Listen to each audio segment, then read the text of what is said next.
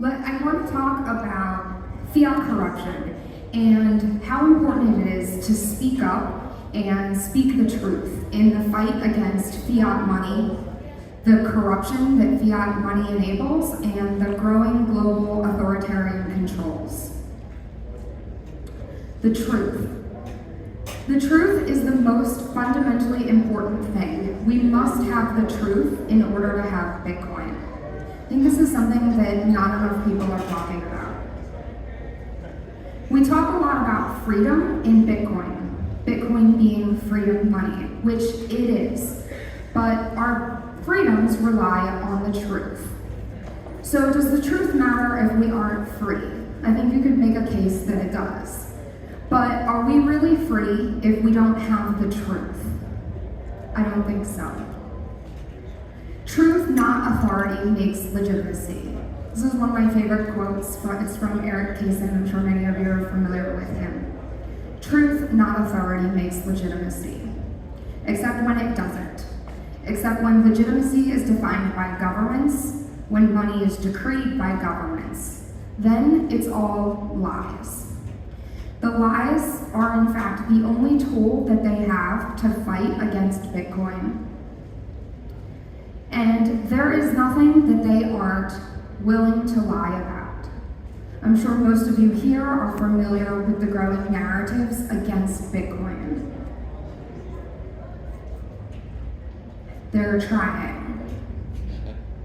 And this, again, is why the truth matters so much. We must be willing to speak the truth. Otherwise, we will see unchecked corruption continue to take over around the world. Corruption. So that is how I got here. How did I end up on a stage in El Salvador ranting about how important the truth is? By witnessing the most corrupt corruption on the planet firsthand. This story, like all really good stories, starts on a rooftop in Bangkok. It's true. So this is literally the night that I got recruited to work in foreign direct investment. I had no idea what foreign direct investment was. I was really honest about that. I was like on my phone Googling it, and they didn't care. They were just like, you're cute, you can talk to people, go. So I did. I went to work in foreign direct investment, which I have since learned is something most people don't understand, and that's how they like it. So foreign direct investment is when one company or entity basically makes an investment in another company or entity. In 2021, there were $4.98 trillion that moved through foreign direct investment. In 2022, it was up to $5.25 trillion. And for the most part, it's filled with fraud and corruption. So I do want to make a caveat that here in El Salvador is currently attracting a lot of foreign direct investment, and I think this can be done well and positively on a Bitcoin standard. But of course, there's always exceptions. So there's exceptions in foreign direct investment. I think El Salvador is setting the stage for how FDI can be done positively. But for the most part, in the fiat world, it's all fraud. So after I got recruited to work in foreign direct investment, this was sort of the first red flag, and of course I ignored it. They wrote a bio, they issued a press release about me joining the company, and they put a bunch of lies in here. There's a bunch of stuff that's in here and it's not true. And I went to speak to the PR person, and I was like, I don't actually have a master's, I wasn't doing these things, and they're like, we don't care, that doesn't matter. You look really good, we look really good. So this should have been the first red flag that I was not working on like the up and up, but they recruited me, they were paying me a lot of money, I had an unchecked expense account. You think that you're doing well. So I got into working in FDI, and I really quickly realized that nothing was really what it seemed.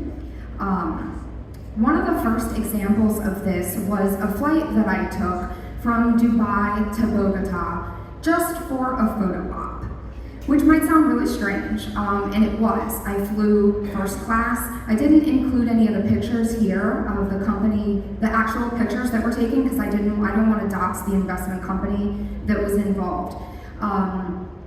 But the reason that I flew all the way from Dubai to Bogota, even though we had a lot of people who were much closer, was because they only wanted people in the picture, in the room, who knew how the deal had come together.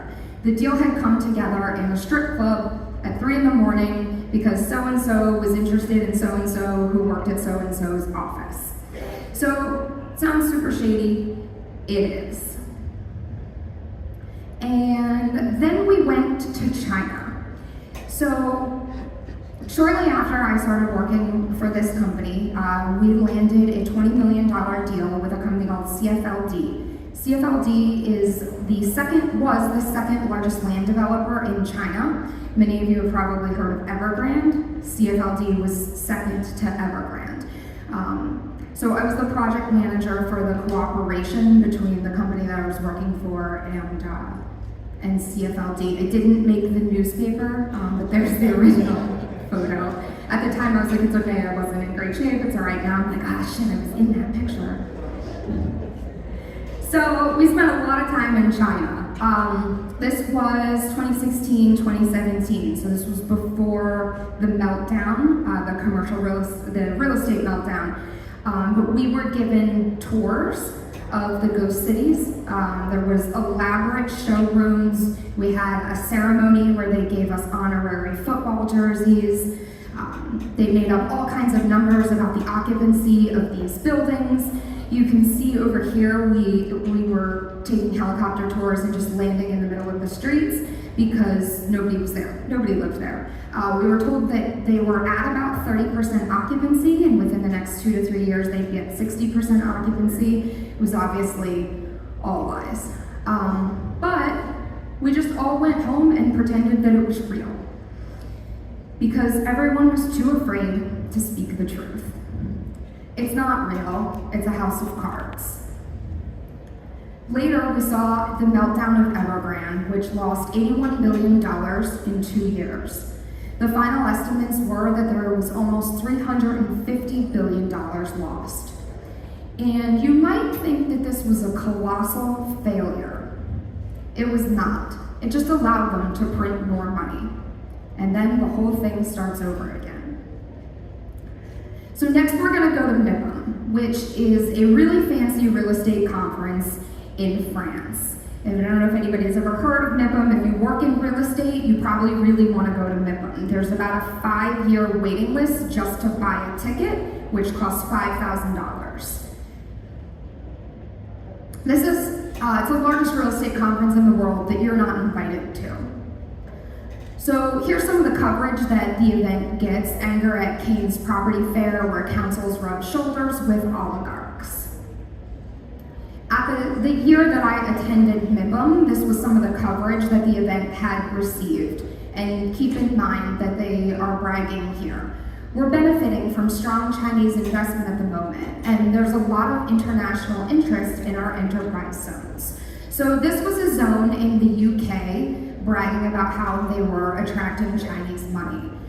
Nobody cares what's actually good for your local community. Nobody cares what's actually good for the people. It's all about the money. So the enterprise zones. This is really a whole thing on its own. These are the most corrupt places on earth that most people don't know exists. Who in here has ever heard of a free trade zone? All right, I have more of you than normal than when I normally give this talk. A lot of people, when I start talking about the things that I've seen, they bring up a lot of objections, like, well, what about the laws and the regulations? And certainly, you know, these stories are super wild, like they just must be one-off exceptions, and, you know, maybe you're exaggerating. But the truth is, there's this whole infrastructure around the corruption.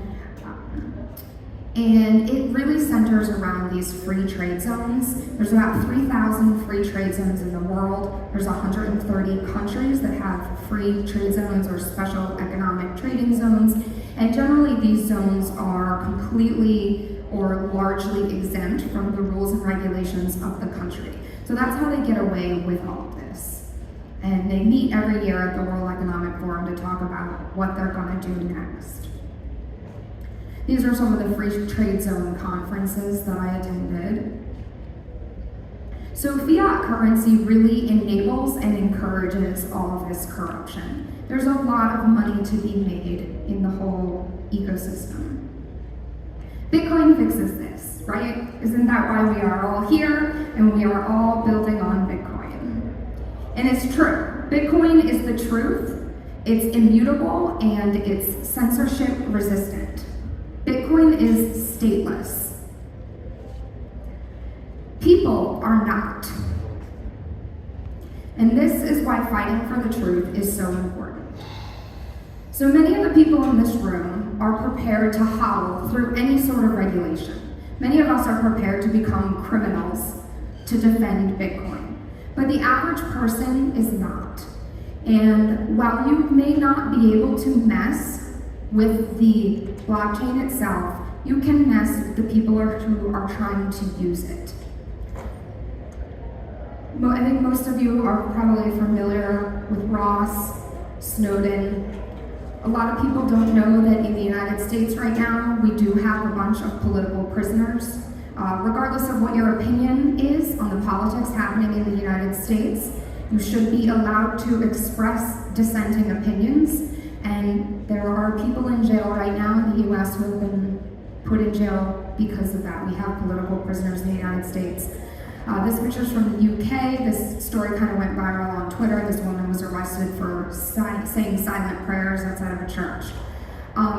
So fighting for the truth really is super important, and the urgency of this is escalating. As the totalitarian controls around the world escalate, so does the need for everyone to speak up. You cannot have freedom without transparency. You cannot be free when you're being governed by a set of laws that are unequally applied. You cannot be free when speech is being redefined daily. And you cannot be free when your money doesn't really exist. So, start being honest. First and foremost, be honest with yourself. Be honest with your spouse or your significant other, your friends, your neighbors, your employer. We look around and we see so much nonsense and destruction and corruption. And what a lot of people don't realize is we could end much of it in the blink of an eye if everyone was just brave enough to speak the truth. To fund the fiats, speak the truth, and if we're lucky, we might just save the world.